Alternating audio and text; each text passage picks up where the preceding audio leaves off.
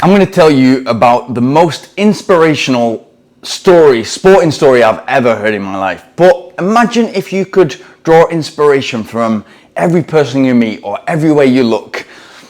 Every single person that you come into contact with has got a different story to you, and they can teach you something. A lot of people can only draw inspiration from people above them, people who they want to aspire to be, and that's quite natural. In the business world, it's typical the saying, look up, don't look down, meaning look up to managers, to senior managers, directors, C-suite, don't look down to people below you and people kind of co-workers, etc. Exactly the wrong mentality. Everybody can teach you something, and even everybody you come into contact today has got a different story to you, has got a different background, has come from a different place, has come from a slightly different family, has maybe come from a different geography, had a different education. Everything is different, and if you can get that story out of them in terms of just asking open questions, getting to know that person, the chances are they've got something incredible to teach you. Every single person that you meet can do something better than you can, or do something that you're doing right now better than you can, and can teach you how to do it. If you go through the world thinking like that, it's an absolute incredible kind of open mind, because you realize that there's lessons, there's teachings everywhere you go. So I'll tell you about this, and I'll tell you first of all the reason it came around. It's a great opportunity for people during COVID.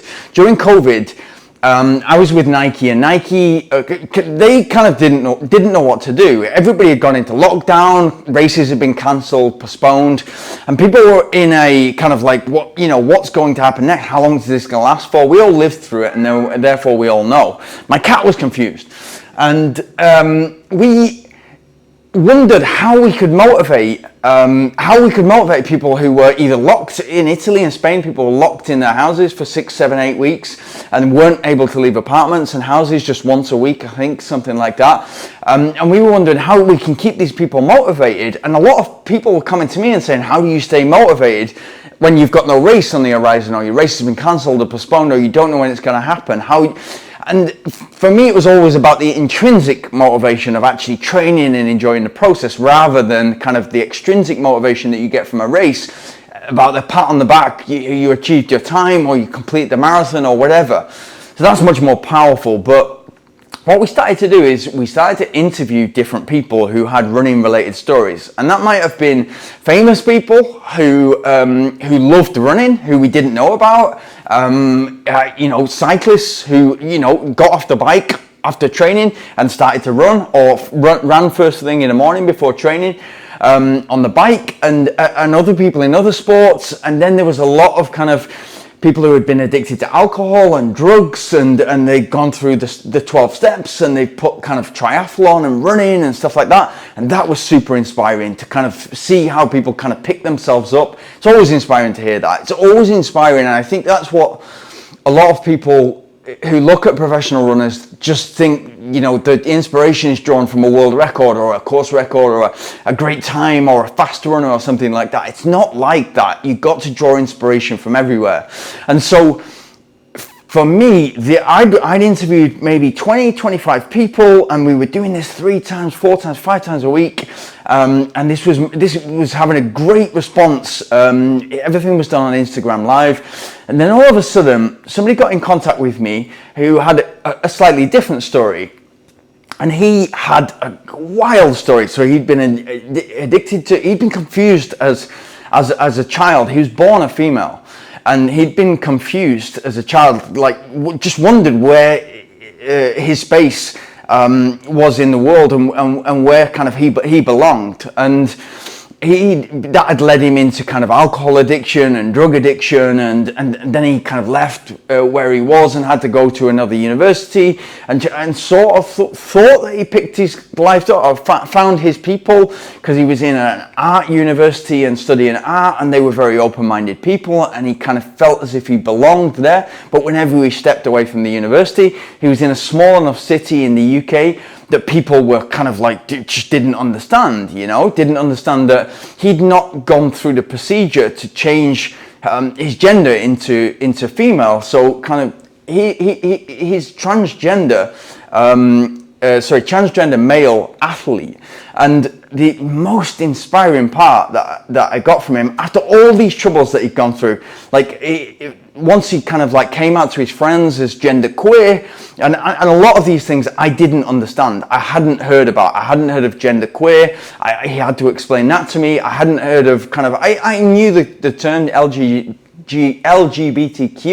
but I didn't fully understand that. It was just something like, my philosophy has always been live and let live. You know, if you're doing something and you're not harming anything, great, go ahead and enjoy your life. You've only got one shot. Life is short. Do what you love, yeah? And he came out to his friends and he explained to them, and some of his friends left him because they were kind of freaked out by it, and his parents were also not great. And then you kind of, it's like doing anything. It's like doing anything in your life. You know, you find all of a sudden you get your top 3 to 6 friends, and you find they're your tribe, and they're the people that you care most about, and they're the people that you invest most of your time into. But what really hit me was he had to keep he felt as if he had to keep moving, because all of a sudden people would shout nasty things to him, and you know, this was before operations and stuff like that he'd had, and that would kind of like, it just it must grate on you if just people don't even care to understand, don't even care to get to know you, just have an opinion on you. That would be, it would be frustrating, and certainly there must be an element of you that wants to retaliate. But he kept moving, and he moved up to north of England in Yorkshire, and he started running, and he started trail running, and he joined a running group, and the running group didn't classify. It wasn't male, female, it didn't matter. He was just a runner. It was just, you're a runner, we're runners, come and run with us. It's just as simple as that. And he told me, and it made me very emotional at the time, he told me, like, for the first time, he was 32 years old, and for the first time in his life, he felt accepted for who he was. That he was just a runner like everybody else who just wanted to run, and we just loved running. And it made me emotional for a couple of reasons. It made me emotional because I felt really proud to be a runner. And the runners that I've met are really open-minded, usually really open-minded, and really inclusive. Like, it doesn't matter what pace you're running. It doesn't matter whether you're trying to break 6 hours for the marathon or you're trying to break 2 hours 20 for the marathon. You're a runner, and we can talk about like the struggles, the kind of like the day-to-day life, what we get out of running, the reason it makes us feel so good, the reason it makes us feel so frustrated when we're injured or ill. He could have all these conversations. There was no questions about gender, you know, what his past had been, whether he was addicted to things, you know, what type of relationship he wanted to go. Usually when people talk about gender and changing gender, people want to know immediately kind of what who you fancy, and you know, your sex life and stuff like that. It's nothing to do with that. It's a completely different private topic. You wouldn't meet somebody in the street and they tell you kind of they're a runner, and all of a sudden you start to say, okay, what kind of girls are you into or whatever. It's just crazy, but of course that's what comes to mind for some people when they hear about it. And it was so inspiring to hear that story. The level of resilience and persistence that he'd had in his life to kind of get knocked down, to kind of turn to things and then realize it wasn't the right path and get off that path and then move to a different path. And then finally find a running club. And running clubs in the UK, we're so lucky. We don't understand how lucky we are. You've got like a running club on your doorstep somewhere within a commutable distance. You've got a running club, and it's super inclusive, super cheap to join, and they'll get you involved. There'll be somebody there who's very passionate about running, is very passionate about getting kids into running, and it's changing people's lives. Even though you will only realize, as a kid, you kind of grow up and you think, okay, great, I'm 8, 9, 10 years old. Cross-country races are getting organized for me. Track races are getting involved for me. But you don't fully appreciate the work that your coach does until later on in life, until you realize how stressful life can be. You've got to pay bills, you've got to go to work, you've got to have a relationship, you've got to keep your parents happy, you've got to keep all these things, these spinning plates moving. And yet somebody on a volunteer basis has had the discipline to get to you on a Tuesday night, to get to you on a Thursday night, to come on early on a Monday, to go kind of, we used to travel up to Durham for cross country on a Saturday morning, and the coach would be there, and that person didn't earn much money. That person was doing it for the love of it, because they loved running and loved seeing what the kids got from it. And that made me incredibly proud to be a runner when he told me that, but also incredibly proud. And I wouldn't class myself as, I'm very grateful to come from the UK, but all of a sudden I was very, very proud to be British, and the fact that we'd acted in that way always makes me proud to be it made me proud to be a human as well.